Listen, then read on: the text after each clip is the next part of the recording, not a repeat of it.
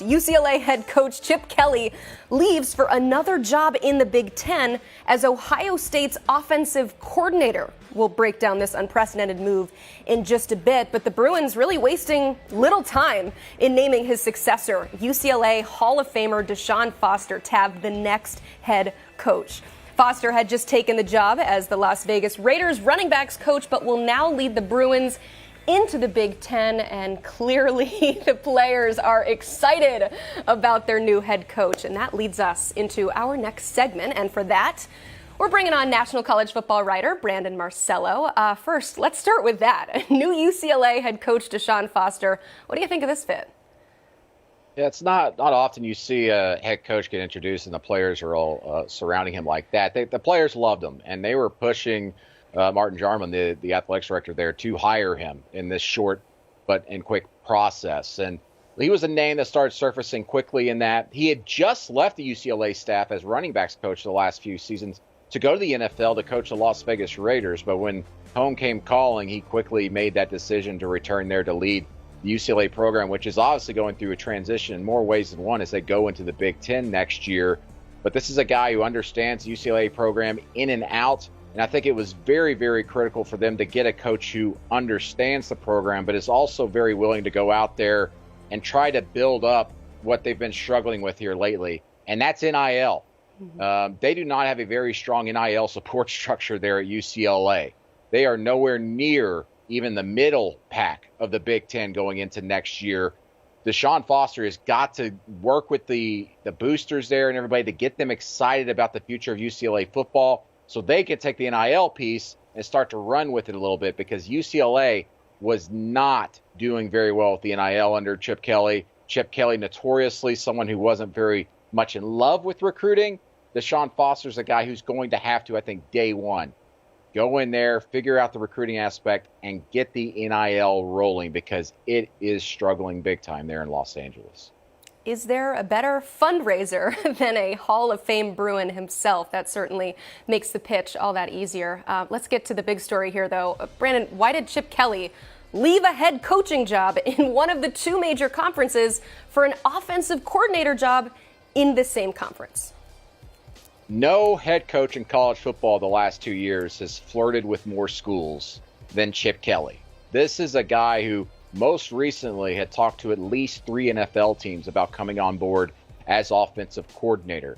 He had talked to at least 2 other schools on unofficial channels about joining them, including, I'm hearing, Iowa and Ohio State. Does Iowa make any sense about Chip Kelly's offense? It doesn't to me. But again, it shows just how desperate he was to leave UCLA. And also, I will add this. This is not necessarily a marriage that broke up and both sides are hurting for it. UCLA was on the verge of firing Chip Kelly. One of the big issues there is the buyout. At about $8.5 million in December, they just weren't going to pay that out. And it was an up and down year. They had some good wins, beat USC, but also lost to Arizona State. Winning 8 games, it's good there. Obviously, winning 8-9 games, especially with the talent he had that on roster, and they could have been recruiting better, but they were still winning games. Going here into the Ohio State job, him and Ryan Day, very well known together. Ryan Day played for Chip Kelly previously, way back. They know each other. And back in late December, early January, sources were telling me that the two were talking even then about him joining there as OC. And it surprised me, and it's also some of my partners in crime in the Big Ten beat going, really? And I was like, yes, he is really trying to get out and be a coordinator somewhere. Chip Kelly there for a few weeks, though, thought he might land an NFL gig. That didn't happen. Chip Kelly, though, lands softly there in Columbus. I wouldn't be surprised if he tries to use this just as a launching pad to get back into the NFL, either as a coordinator or a head coach, but most likely as a coordinator. Chip Kelly has made it very clear that he looks like he's done with college football as soon as possible. Yeah, based on some of the the things that he has said in the media recently, too, just talking about the woes of being a head coach. But, man, there was a lot there, Brandon. I'm trying to, react to all of this with a buyout that big. It sounds like he kind of gave a gift to UCLA, and also trying to picture him coordinating Iowa's offense is an image, certainly. Last question I have, though. I mean, with a move as head-scratching as this one, naturally, we're, of course, going to read into it, use it as reasoning for a greater issue. In your eyes, what does this move tell us about the state of coaching in college football? Well, listen, head coaches for the most part have always been about themselves and trying to advance their careers. I know they talk about helping players, but they'll help players if it's helpful for them. And I think a lot of coaches are good people. It's just that the reality of the business is you'll be fired in an instant if you do not win games. I don't know necessarily if this says anything necessarily about the state of college football with NIL and expansion and realignment and the Pac-12 folding and all that. And maybe Chip Kelly saw this as an opportunity to leave a bad school. I don't think UCLA is a bad school. It's one that could be successful. But what is hurting them there is that the financial issues there. They've been in the red the last 5 years, losing millions and millions of dollars. In fact, a total of $167.7 million combined over the last 5 years, operating in a deficit. That's incredible. They're about to get some of that money back, obviously, going to the Big Ten, bigger paydays. But this is also a roster, just looking at the personnel there. They lose quite a bit of production. They rank, I think, 95th in ESPN's returning production chart going into next season. So to expect them to maybe win 7 or 8 games next year, regardless of the conference they were in, was going to be very positive thinking. And I just don't know if the roster is built for that right now. So Chip Kelly, the last couple of years, has really been trying to work to get out of that situation. And for that matter, UCLA was not going to be upset if he found another job, whether it was last year or this year. Because as I said earlier, he was looking for jobs a year ago, we were told. Didn't land anything. This year was pretty much his last opportunity. Otherwise, he's going to be stuck there and probably get fired at the end of this upcoming year. All right, so we should not read into it too much. This was a particular situation, but it's LA. There should be plenty of money.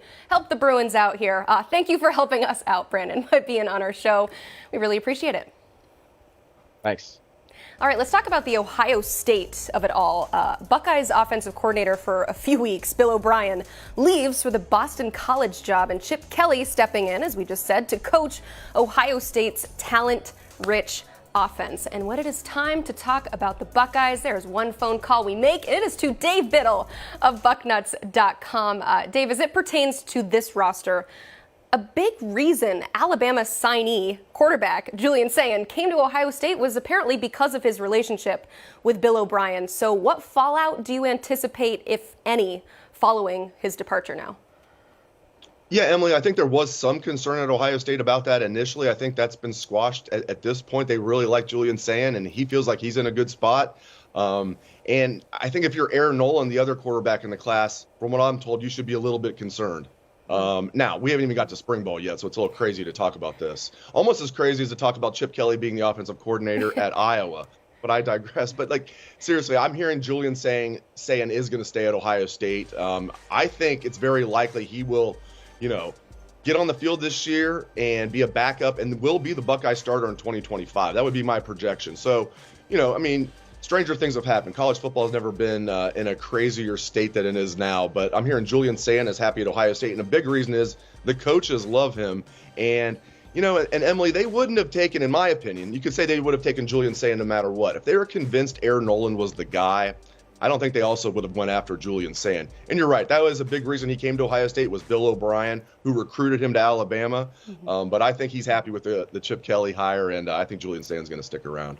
Yeah, so as we read into this loaded quarterback room and what the new hire means, who now stands out to you as the probable starter, since we are aware that Chip Kelly, as of today, will be the one hopefully calling the plays? Yeah, hopefully this isn't a 3-week gig for him if you're an Ohio State fan. No, but it seems like Chip Kelly, he signed a 3-year contract. I tend to think he's going to stick around for a while. As Brandon was talking about, I tend to think that Chip Kelly is done being a head coach and just wants to be an offensive coordinator and not have to deal with all the stuff that head coaches have to deal with. But yeah, Will Howard's going to be the guy, Emily. I can't imagine that he would have come here. He even talked about it. He could have went to Miami He could have gone to the draft. He was told anywhere between a third, sixth round pick. He got that invite to the Senior Bowl, which was huge for him. And he said that probably was his backup plan. If he didn't go to Ohio State, it probably would have been the NFL. I think there's no doubt Will Howard, as a fifth-year senior, is going to be the Buckeye starting quarterback. Is he going to be, just an incredible college quarterback? No, I don't think so. But I think he's going to be really good and is going to fit what Ohio State wants to do, especially bringing in Chip Kelly now, who, Ryan Day does a great job at the passing game, and Chip Kelly has a lot of good run concepts. So I think it's going to be Will Howard, no doubt, this year. And then look, it's going to be interesting to see what happens with the main backup gig. There's no doubt, Emily, there's going to be guys that transfer. I said guys. At least one of these guys is going to transfer, maybe two. So I think it's probably going to be Will Howard. Definitely Will Howard as a starter, and then probably Julian Sayin as the top backup as a freshman, true freshman. The reason I say that is because I think Devin Brown will probably transfer after spring. Just a guess. Just a guess. It is February, but Dave, we do need something to talk about this time of year, so we might as well speculate on what this quarterback room could look like. But of course, so many things are going to change over the next few months. But one thing that's not going to change is the offensive firepower that Kelly now has to work with. You mentioned some of those run concepts. I look at the two guys coming back at the running back position. He has had his fair share of success calling plays as well. So when you marry the two things together, what are expectations for this Ohio State offense? Very high, sky high. They always have been during the Ryan Day era. And now you've got to think that that's even enhanced at this point. Bringing Chip Kelly in and with all the talent they have coming back.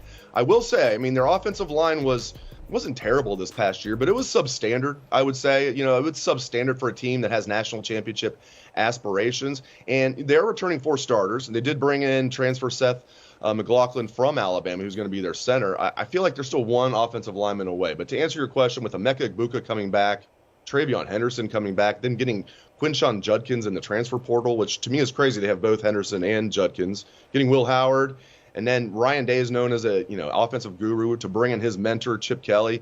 Yeah, and all the other young receivers they have like Carnell Tate and Jeremiah Smith and many more. Expectations are through the roof on both sides of the ball, but certainly on the offense. You mentioned Ryan Day, and obviously his offensive prowess is well known. How do you anticipate that relationship working when you have a former sitting head coach, and by former I mean like last week, and Ryan Day? How do you think their dynamic working together will work?